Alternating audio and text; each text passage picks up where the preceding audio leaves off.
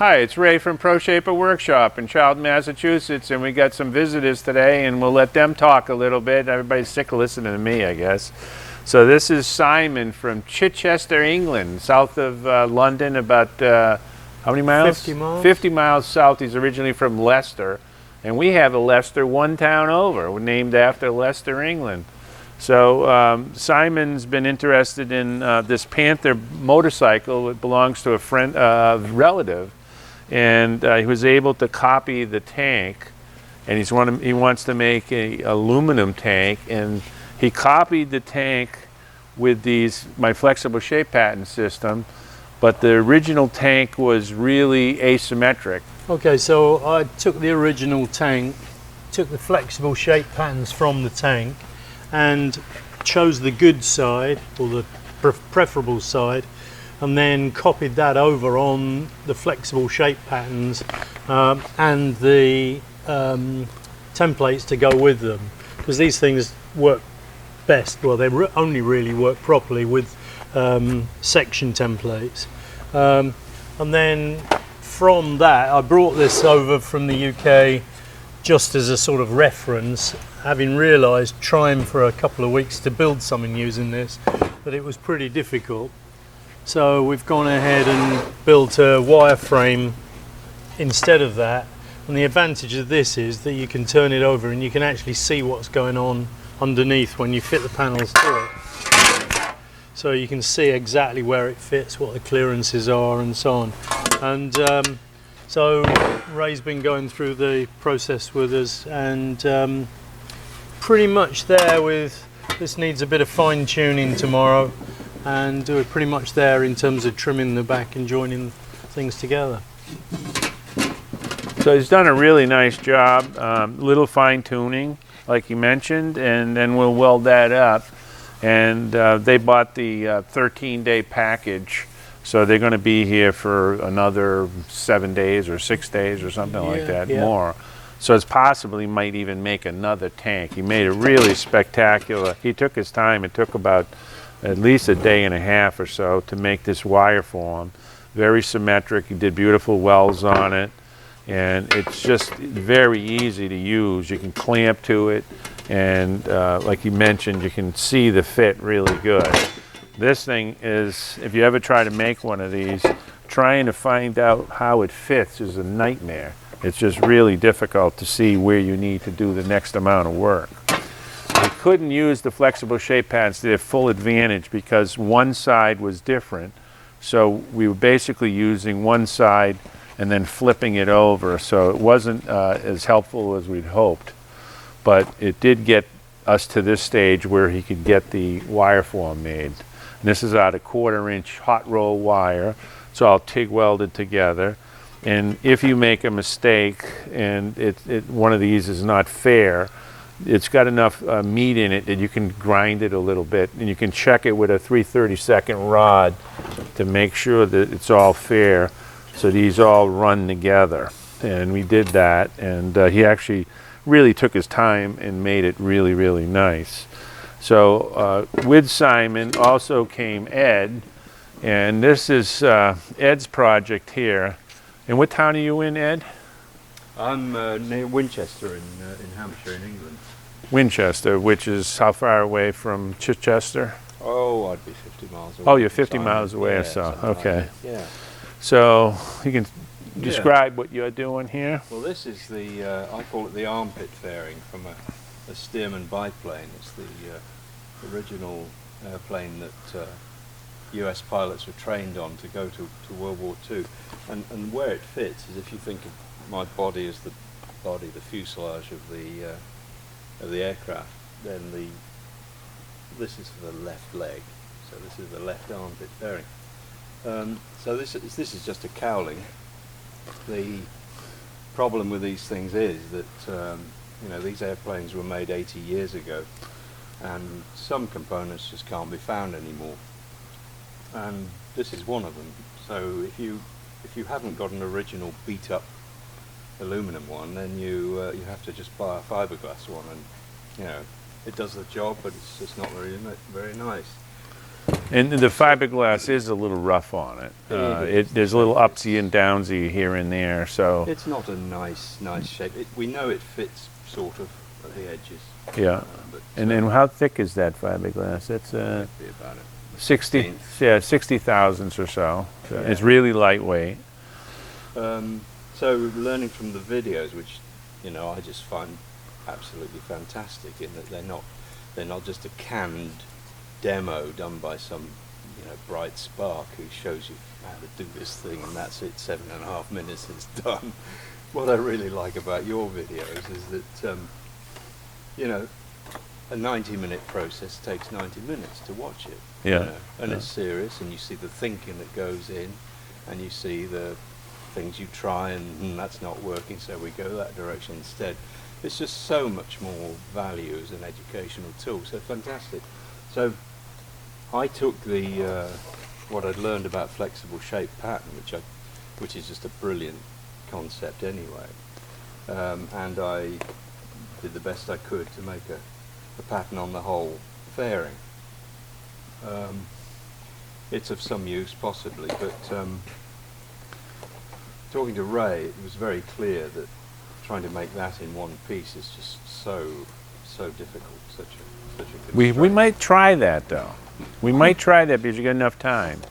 So that'd be interesting. But that would probably be a hammer form, wouldn't it? No, we'll do a lot of internal shrinking and stuff, and Okay. we might be able to do it. Yeah. Okay. We're making it out of 040 aluminum. It's 3003, and I broke down the piece here with this magic marker lines, and then Ed made new flexible shape patterns to represent those breakdowns. There's the other one here. Yep. So there's 4 pieces now. And those will all have to be welded together. Yep. So the idea is to make a left and a right, but I think he's going to have enough time that we can try to make one that's one piece. I think that might be doable. Well, that would be very interesting. Yeah, Um, we'll bring her Yeah. up to a new level. So, yeah. so here's, you can explain some of the panels that you've made so far. Yeah, this one here. As you can see, the markings are on there from the flexible shape pattern. This interesting thing to make it. There's no annealing required with this. It was just done simply from stretching the edges to kick off the curvatures, and then smooth it all together. You use the flexible shape pattern just in contact with the panel, so it tells you where if you've got an area that you've got to shrink to stretch and expand it, and you just keep referring to this when you've got the pattern, the flexible shape pattern lying more or less smoothly on the panel without big spaces, and you push down on it and it's actually in contact everywhere. That tells you that you've got the area value right, and then you can start putting the templates against it, which you make against the original part. And well, it's I'm a beginner, but And then- this panel's really pretty accurate, I think. Yeah, and to reverse it, you just reverse the pattern inside out. So he's got a left and a right here. So here's his symmetry he's got going on these 2 parts. And then explain this one a little bit, Ed. Well, this is quite interesting because I don't know how extreme it is in terms of extreme 1 to 10, but to me it's quite interesting because you need to do you start with a panel that if I can just find the blank somewhere amongst it. Well, there's the flexible shape There's pattern the there. blank, yeah. Well, yes, it's more or less like that to start with the half an inch around it, 3/8 of an inch around it. But to get this shape to come out of it seems quite extreme to me. You have to do quite an amount of stretching here, along It was here, along this edge, and yeah. quite a lot around here. In fact, more around here than there, thinking back to it. And doing that and kicking off the initial curvature into the panel, that gives you the opportunity then to fold the panel round to make the arrangement, make it into a U-shaped panel, and then you can start, not exactly with this hammer, but Well, explain that there. well, We decided off- that we couldn't do it all by stretching, so right. yeah. So some shrinking was needed. So we annealed this with acetylene flame, just taking it up to a controlled temperature, which is measured by some acetylene flame soot, which you burn off with the flame. That gives you the correct temperature, that anneals the material. And then to shrink this area, well, there are plenty of great pro shaper videos about shrinking, but it's the classic thing of raising a little V, which you can then hammer down and drive the material down into itself. Well, it's done with that Create little shrink. tool. Maybe we can show the tool. Yeah, okay. Mark, can we show the tool over here?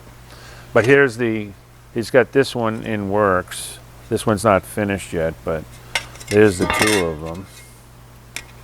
And this one's pretty close. You can see. Yeah, it's not bad. Fits right on there nicely. Yeah, the kind of pattern fits on it. Like that. But this area here had to be shrunk, so we used a little tool over here. We'll show that tool. Done a video before on using this tool. This is the tool I use for internal shrinks. It would be the condition like this, where we want to shrink the metal right in that area right there. And this is for large panels. And here's a little one that is, I think it's just a chain guide, and a friend of mine gave me that years ago, and it's just a perfect saddle shape. And I remembered when we were making this, it's, oh, we got to shrink it. Now you can make these out of wood, and I have some wood ones, but this one works really, really good. So I showed Ed how to shrink on there. And essentially what you have to do is, we're going to change the arrangement here, but it's not going to hurt it. You have to wrap it around like that. And Ed described that as raising. And that term raising has another definition in working sheet metal. But this is, I would say, more like capturing. And then you hit it from both ends, and you can actually bring that down. And this still needs a little bit here, doesn't it? Yeah, it does. Yeah, You can okay, do so, yeah. So I've got it captured. Yeah, yeah. So there's how you get the really nice internal shrink. And the advantage of that is you don't have to stretch the edge to such a degree that there's no material left on the edge. Because we're going to have to weld on this edge, and it's going to be a tricky little weld. So.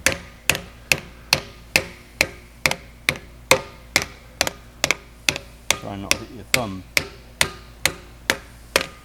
I got that there. So that's the process, and that was a revelation to Ed, and it really helps you out in making these little complicated parts. You can see the shrink straight away. Yeah. There's where the metal is all bunched up, and it's pushing into itself right now. But the key is you have to hold it in the round. And this technique is a jewelry technique, and it's at least 5,000 years old. You want to stop there? Yep. So then, how do you wheel this out? Well, I can't use my big wheel to wheel this out, but we made this wheel working on Eduardo's Alfa Romeo. We made this up, and we had these tiny little wheels, and these have proved to be so perfect for this situation. So Ed has been planishing that all out. It does a lot better job than if you planish it with a planishing hammer. Plus it's a lot quieter. So it only takes a minute to smooth that all out. And you end up, clay, isn't it? Metal is clay. He's got it. So that's in process. We'll try to make that panel, which is super complicated, that fairing for the Stearman, and we'll have enough time, and we'll show you maybe another video when we try to make that in one piece.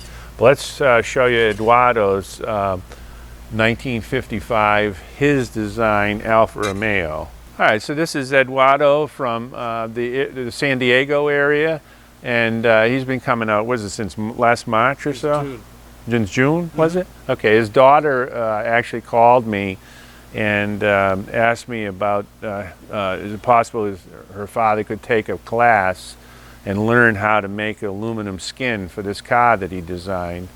And now he's been coming at least once a month or so and getting a lot of help from students. And he's really progressed in his skill set, so he's almost at a point now he could almost do the whole thing himself. So this is Eduardo. Well, I'm down to the point, as I said, I've really learned a lot of skills being here, and I feel comfortable in at least being able to do some of these complex forms with Wrays assistance, and it is complex. The things that I've had to do with the pieces, including just recently joining two pieces on this front fender.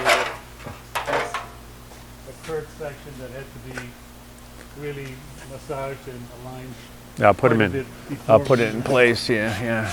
Okay, I've had to learn some really complicated skills.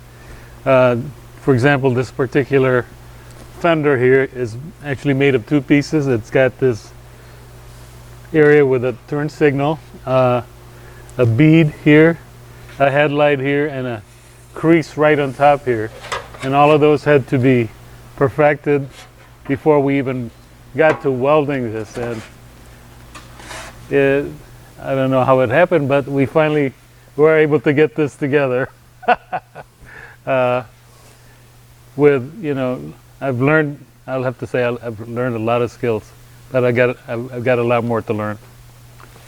So some of the other panels we have, a lot of them were help that Eduardo got from other students, and the time he's been here this past week, starting last weekend, was tuning this up and getting this joint ready and welding this two pieces together. We had done this one earlier, and he's also got the rear quarter panel here for this side, and a lot of the panels are being made. He's got a lot of them in some storage racks over There's here. the nose over there, right next to you. Oh yeah, this is the nose section here. So it's all coming together, and not only is the car panels are coming together, but Ed's skill sets are really coming together too, Eduardo's skill sets. This is one thickness removed. It doesn't need to actually fit on here. The other interesting part of it is that when he made the buck here, which is a full surface buck, there's a bunch of asymmetries. So using the flexible shape pattern system, we copied this side only from the center out, and we're trying to get as much symmetry as we can as possible by flipping the flexible shape patterns inside out. And we use the same gauge set on the other side also. But it's coming along, and Eduardo is really happy with the results. Hopefully, maybe by the end of the year, he's going to have a whole entire car body. You know, how long it takes depends on how many hours you put into it. So, but I think he's almost ready to fly on his own. He bought one of my YouTube English wheels, and maybe he'll stay here to the end, maybe not. I don't know. It's his decision. So, so he might be doing the rest of it at home. We don't know. So that's the Eduardo story, and I'm sticking to it. All right, this is Jason. He's the one that won the 10-day apprenticeship, and now I can't get rid of him. And he just wants to finish this Volkswagen. So he comes 2 or 3 times a week now, and he's been doing quite a bit on the Volkswagen. Go ahead, Jason, you take the floor. Oh, all right. Yeah, it's I've enjoyed the experience. I'm learning a lot. And you had no experience in shaping Yeah, I before had you came. no experience shaping metal. Yeah. Yeah, this is all new to me. Yeah, I've learned a ton. I really enjoy it. So right now I'm working. So I finished up almost all 4 of the fenders are almost finished. I need to rework a couple of them. Side panels done. Just finished this rear section, which I really enjoyed doing this. We kind of get to design this cool inlay. Shape this. We got the back almost complete. So now I'm working on the side panel over here. This was interesting. So we were able to make a shape pattern, a flexible shape pattern off the side already finished, and some gauges. So I get to learn that, and then it's actually made developing the panel a lot easier. So I'm just learning that, and yeah, that's about it. Huh. But you really enjoy it. That's why you're coming here, you know. Yeah, to be able to take a flat sheet of metal and make something as cool as that, and it's opened up a whole new door for them. So yeah, I come a couple days a week after work, and then I come on the weekend. I actually look forward to it, so it's I can't wait to come in. You know, yeah. So we'll continue the story about this Volkswagen as Jason proceeds.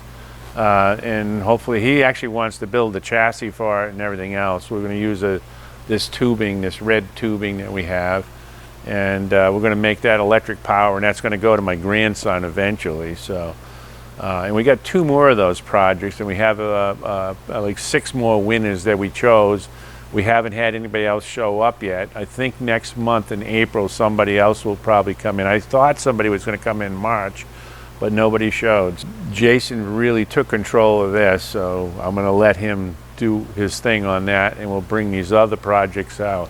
But now let's look at another project, the 1937 Talbot Lago. Hi, and this is Gilles Cherignon. He's originally from France. He loves French cars. And Gilles, tell the story about how this Talbot Lago came about. Hi, well in 2017 I bought all the assets from TLC Carrossier to build this car. It included molds and jigs and worksheets. And I moved to Florida. I lived in Mass for a long time. I moved to Florida for 2 years to learn how to build it. The composite version, that is. And now I'm here because I emailed Ray to take his class and to work on learning how to weld, possibly building an aluminum one. And he jumped right on board, and he's been very welcoming and helpful, and so I come every day now and work on the Talbot. I did a video showing making this little section of the front fender, and Gilles was a total beginner in shaping, and he's made this. It's not finished yet. It needs a little planishing down here. And I believe, yeah, he made this panel also. I think this was your second panel you made. Yeah. And I helped him a little bit during the class. We had to get the arrangement in here. This has a pretty severe arrangement. It was a little tricky. And then it also has a flange. The original car had this flange line right here, so that the fenders bolt to the main body of the car. And of course, in the fiberglass, it's all one piece. So that's a new feature that we have to add to the aluminum panels. And we're putting this beautiful line in here. And Gilles today tuned this up. It's not finished yet. You see where it's sticking up here a little bit. That tipped edge, which makes the peak, has to be shrunk a little bit, and that'll pull that down. And then there has to be, we're going to be putting a wired edge on here. And and I think you also have a little panel made here too that's got to be tuned. So this panel was made by a beginner, Brent from Wisconsin, who is the nephew of Kurt, who made this panel. And Kurt had taken my class like 2 years ago, and he was actually one of the group of 4 or 5 people that made the wire form for the Volkswagen that Jason is working on.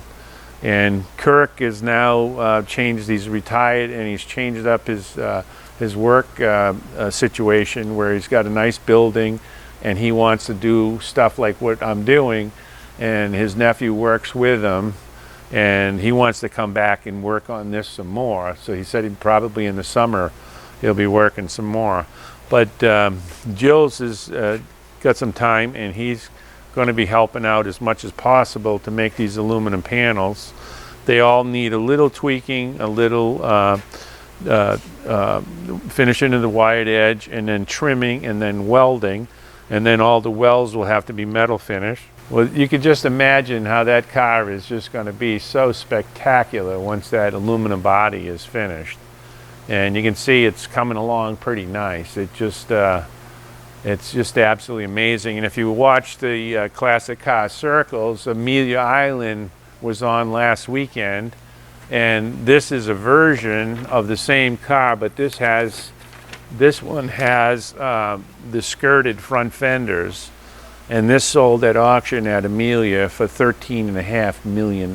So if you want one, I can guarantee you we can sell it to you for less than $13.5 million. Yeah, I would like to put an electric drive in the car. He currently owns a Tesla and loves electric vehicles. Yeah, so. I've had plenty of electric vehicles, even the Leaf. I don't really want to go back to gas, so it's going to be electric. Yeah.